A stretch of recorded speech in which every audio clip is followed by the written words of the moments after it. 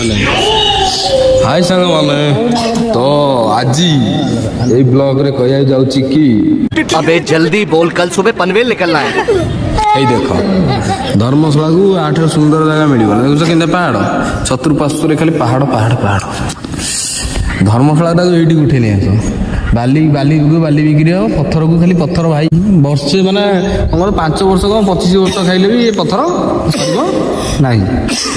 25 दिन में करोड़पति ନା କ'ଣ କହୁଛ ଭାଇ ସରିବ ନାହିଁ লিকু ভাই কি খাস করি কହୁଛି ଆଉ ଗୋଟେ କ'ଣ ତା ନା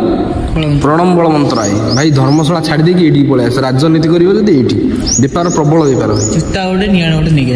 ଜୁତା ଗୋଟେ ନିଆଣ ଗୋଟେ ସାଙ୍ଗରେ ନେଇକି ଆସିବ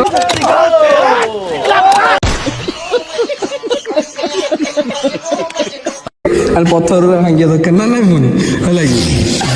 ପାହାଡ଼ ତ ଗଲାଣି ଏବେ ଏଇଟା ବିଶାଳକାୟ ପାହାଡ଼ ଭାଇ ପ୍ରାୟ ଏଇଟା 400 ପ୍ରାୟ ଏଇଠି 400 କୋଟି ଟଙ୍କା ଇନକମ୍ 300-400 କୋଟି ନୁହଁ 300-400 ଫୁଟ ଖଣ୍ଡ ହେଲା କି ପ୍ରାୟ ହବ ଆମେ ଦେଖ କେତେ ଦୂରରେ ଅଛୁ ଜାଣିପାରୁଛୁ ଲୋକମାନଙ୍କୁ ତ ଦେଖା ହେଉନାହାନ୍ତି ଗୋଟେ ବାଇକ୍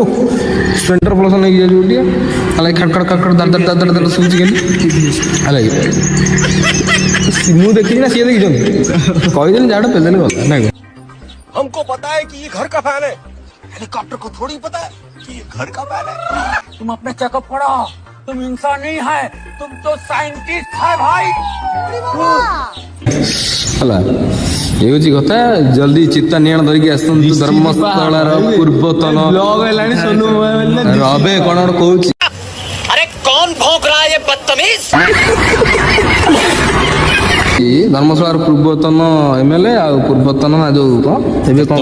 ବର୍ତ୍ତମାନ ଏମଏଲଏ ଦୟାକରି ଜଲ୍ଦି ଜଲ୍ଦି ଆସନ୍ତୁ ଏ ପାହାଡ଼ ମାନଙ୍କୁ ସବୁ ଭିକ୍ଷଣ କରିକି ତୋଡ଼ନ କରିକି ନେଇଯାନ୍ତୁ ଲୋକ ଆଇଲେଣି ଲୋକ ଆଇଲେଣି ଦୋକାନ ଖୋଲିକି ଆମେ ଯାଉଛୁ ରହିଲେ ନମସ୍କାର ପୁଣି ଦେଖା ହବ ଆଗାମୀ ବ୍ଲଗରେ ଓକେ ବାଇ ବାଇ ଟାଟା ସି ୟୁ ଲଭ୍ ୟୁ